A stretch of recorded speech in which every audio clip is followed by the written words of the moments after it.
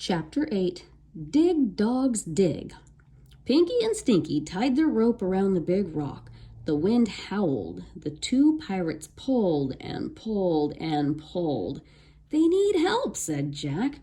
"Ah, let the dogs do the work," growled Captain Bones. "You're not very nice to them," said Annie.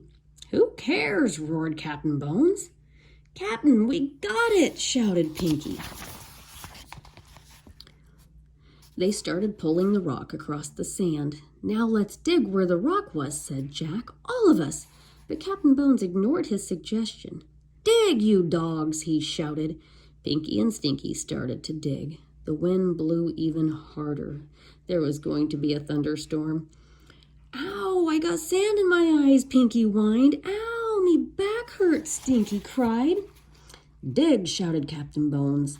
He held Jack and Annie with one hand. With the other, he pulled out the gold medallion. He tossed it at the two pirates. It fell into the hole. "Dig for more of these, you swine," he said. "Squawk!" "Look," Annie said. Polly was back. She was circling above them. "Go back," she squawked. Stinky and Pinky looked up at the parrot. They scowled. "Dig, Captain Bones," shouted Captain Bones. "A big storm is coming, Captain," said Pinky. "Go back," said Polly. "The bird's an omen, Captain," shouted Stinky. "Dig, you dogs," cried Captain Bones. "Go back," squawked Polly. "The bird's warning us," shouted Pinky. "We've got to get to the ship before it's too late." The two pirates threw down their shovels. They started running toward the rowboat.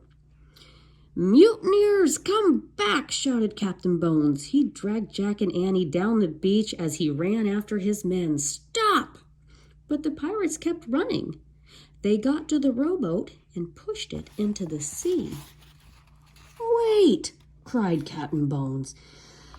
Pinky and Stinky jumped into the boat. They started rowing. "Wait!" Captain Bones let go of Jack and Annie. He ran into the water. "Wait, you dogs!" He hauled himself into the rowboat. Then the three pirates disappeared into the spray of the waves. "Go back!" squawked Polly. "She means us," said Annie. Just then the storm broke over the island. The wind howled. Rain fell in buckets. "Let's go!" cried Annie. "Wait, I have to get the medallion!" shouted Jack. He ran to the hole dug by the pirates. He looked down in it. Even in the dreary light, the medallion was shining. Big fat raindrops were falling into the hole, washing away the sand. Jack touched a patch of wood. Then the rain cleared away more sand, and Jack saw the top of an old trunk. He stared. Was it Captain Kidd's treasure chest? "Hurry, Jack!" cried Annie. She was halfway up the treehouse ladder. "I found it, cried Jack. "I found the treasure chest." "Forget the treasure chest," said Annie. "We have to go now. The storm's getting worse." Jack kept staring at the chest. Was there gold inside? Silver? Precious gems?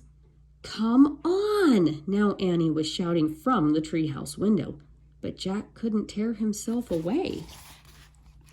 He brushed the rest of the muddy sand off of the chest.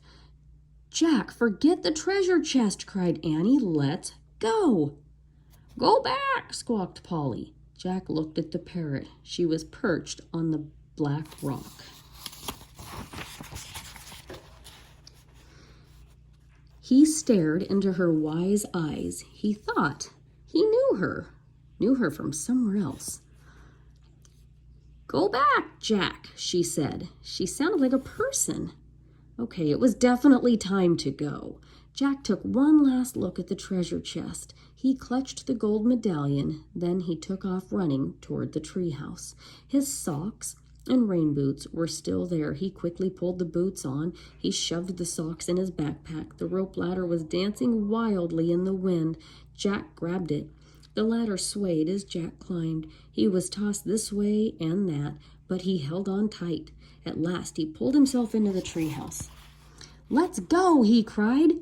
Annie was already holding the Pennsylvania book. She pointed to the picture of Frog Creek. "I wish we could go there," she shouted. The wind was already blowing hard, but now it blew even harder. The tree house started to spin. It spun faster and faster. Then everything was still, absolutely still. And next is chapter 9.